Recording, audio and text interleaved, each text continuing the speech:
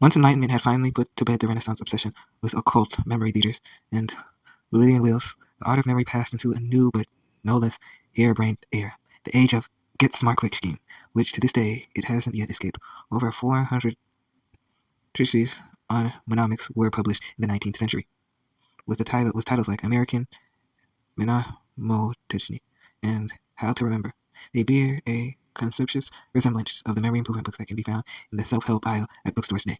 The most popular of these 19th century mnemonic books was written by Professor Alphonse Louiset, an American memory doctor, who despite his prolific remembering had also forgotten that he was born Marcus Dwight Leroux and that he had no degree.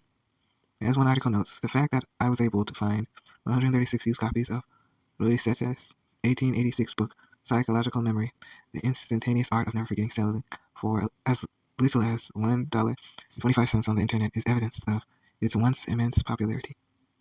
Louiset's book is essentially a collection of mnemonic systems for remembering sundry trivia, like the order of American presidents, the counties of Ireland, the Morse telegraphic alphabet, the British territorial regiments, and the names and uses of the 9 pairs of cranial nerves. Louiset claimed his system was wholly unrelated to classic mnemonics, for which he professed disdain, and that he had discovered entirely by himself the law of natural memory. Louiset charged as much as $25, more than $500 in today's money, to impart his knowledge to his pupils in seminars held all across the country, including classes at just about every prestigious university on the eastern seaboard. Inductees into the Louiset system were made to sign a contract binding them to sensory with a penalty of $500, over $10,000 in today's money. Should they fulfill the professor's message, there was, it seems, good money to be made peddling secrets of memory improvement to a credulous American audience. According to the doctor's own numbers, he earned today's equivalent of almost a $500,000 over a single 14-week stretch in the winter of 1887. In 1887, Samuel L. Clemens, better known as Mark Twain, first cross-paths with Louiset and enrolled in a memory course lasting several weeks. Twain used to say that his memory was never loaded with anything but blank cartridges, and had long had an interest in memory improvement. He came out of the course a deep believer of Louiset's system. In fact, he was so taken with Louiset that he independently published a broadside claiming that $10,000 an hour would be a bargain for the invaluable tricks the doctor was imparting. He would later regret this testimonial, but not until after it found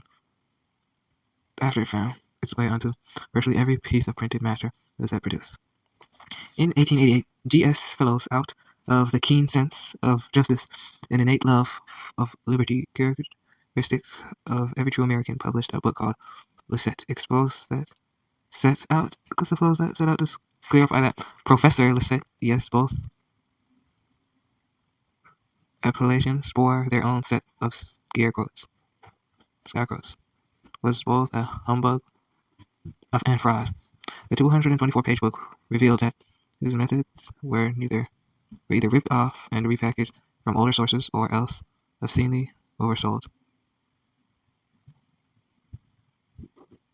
Surely Louiset's humbuggery and fraudulence ought to have been self-evident to someone as versed in the ways of the world as Mark Twain. But Twain was a profligate fad chaser, and always interested in the next big thing. His personal investment of $300,000, $7 million today in the thing. He personally in the thing in the page typesetter, an early competitor of the linotype, was only the most earnest of several ambitious projects he poured his money into.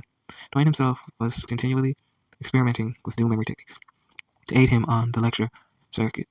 At one point early in his career, he wrote the first letter of topics he planned to drop into his speech on each of his 10 fingernails.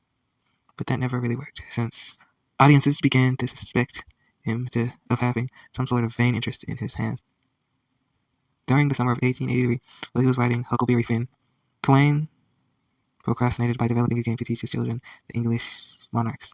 It worked by mapping out the length of their reins using pegs along a road near his home. Twain was essentially turning his backyard into a memory palace. In 1885, he patented Mark Twain's Memory Builder, a game of acquiring and retaining all sorts of facts and dates. Twain's notebooks are filled with pages dedicated to his spatial memory game. Twain imagined a national club organized around his mnemonic game, regular newspaper columns, a book, and international competitions with prizes. He became convinced that the entire corpus of historical and scientific facts that any American student needed to know could be taught through his ingenious invention. Poets, statesmen, artists, heroes, battles, plagues, cataclysms, revolutions, the invention of the logarithm, the microscope, the steam engine, the telegraph, anything and everything all over the world, we dumped it all in among the English specs, he wrote in his 1899 essay, How to Make History Date Stick. Unfortunately, like the page typesetter, the game turned out to be a financial bust, and Twain was eventually forced to abandon it. He wrote to his friend, the novelist William Dean Wells, if you haven't ever tried to invent an indoor historical game, don't. Like so many before him, Twain had gotten swept up in the promise of vanquishing forgetfulness. He had drunk off the same wacky elixir that had intoxicated Camillo and Bruno and Peter of Ravenna, and his story should probably be read as a cautionary tale to anyone embarking on a course of memory training. Perhaps in retrospect, the resemblance between Dr. Lucetta and today's memory gurus should have sent me running for the hills, and yet they didn't. Twain lived in an age when the technologies for storing and retrieving external memories, paper,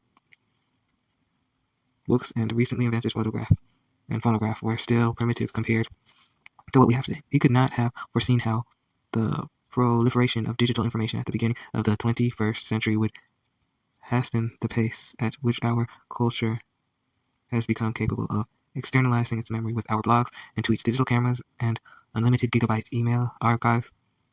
Participation in online culture now means creating a trail of always present, ever searchable, unforgetting external memories that only grow as one age. As more and more of our lives move online, more and more is to be captured and preserved in ways that are dramatically changing the relationship between our internal and external memories. We are moving towards a future, it seems, in which we will have all-encompassing external memories and that record huge swaths of our daily activity.